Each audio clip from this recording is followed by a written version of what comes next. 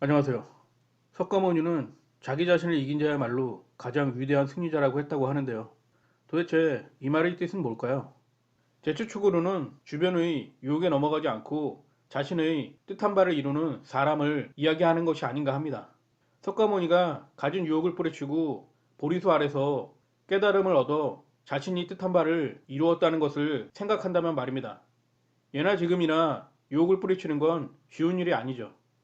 인간의 본성이 유혹에 약하기 때문이 아닐까 합니다.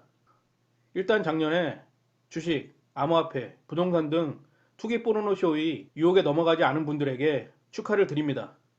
투기 세력들과 언론 패거리 놈들의 사탕 발림에 넘어가지 않았다는 건 정말 대단한 거죠. 이번에 많은 사람들이 부자가 될 수 있다는 환상과 망상에 사로잡혀 불나방처럼 달려들었기 때문입니다. 하지만 지금 그들 중 대부분이 후회하고 있지 않을까 합니다.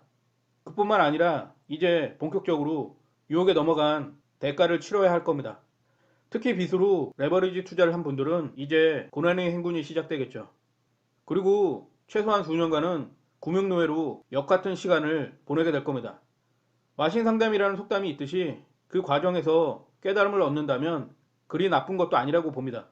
누구나 실수를 통해서 배우는 거죠.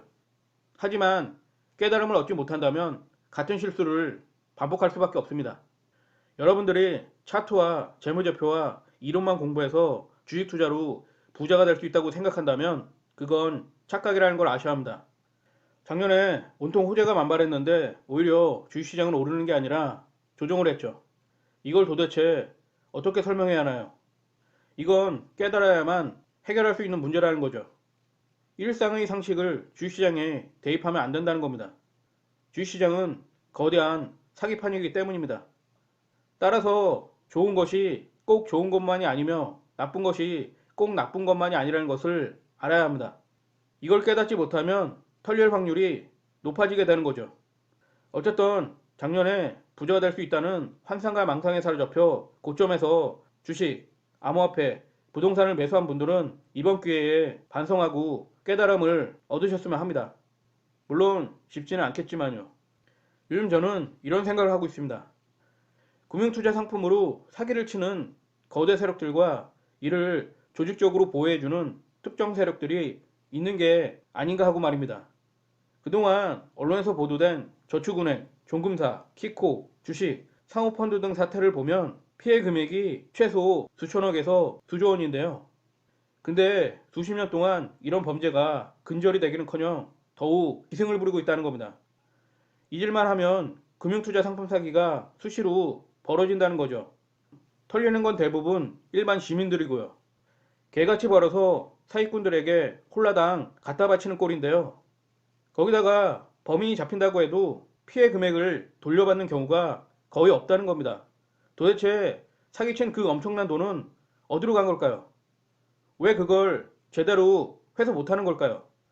전 일부러 안 하는 게 아닌가 하는 의구심이 들기까지 하더라고요. 아니, 최첨단 수사를 자랑하는 대한민국에서 범인이 빼돌린 천문학적인 돈의 행방을 못 찾아낸다는 게 웃기지 않나요?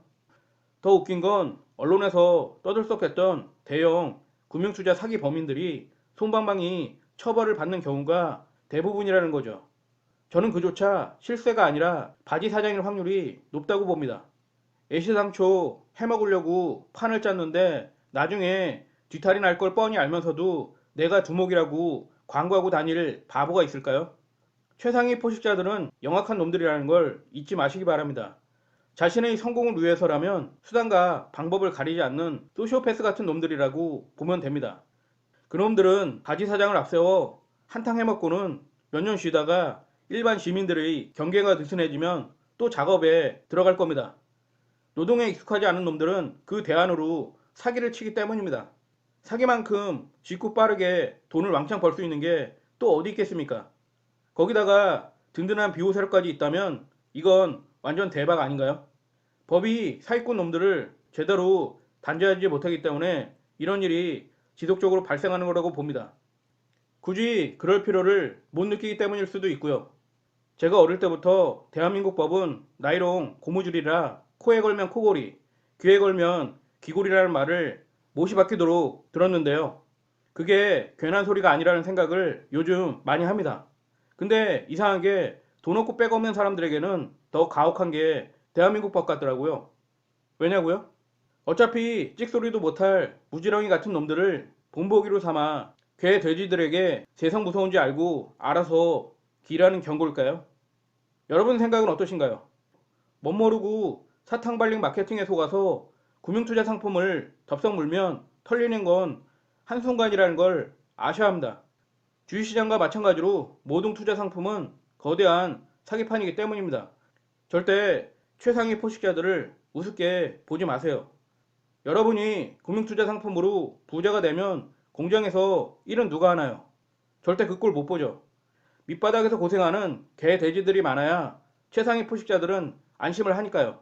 왜냐고요? 그래야 고분고분 말을 잘 들을 테니까요. 목구멍이 포도청이라고 당장 하루하루 끼니 걱정을 하며 살아야 딴 생각을 못하는 법이죠. 그래서 미끼로 여러분의 돈을 회수 들어가는 겁니다. 여러분을 대신해서 돈을 벌어주겠다는 사기꾼의 사탕발림에 더 이상 속지 마시길 바랍니다. 설득당하면 털리는 겁니다. 작년처럼요.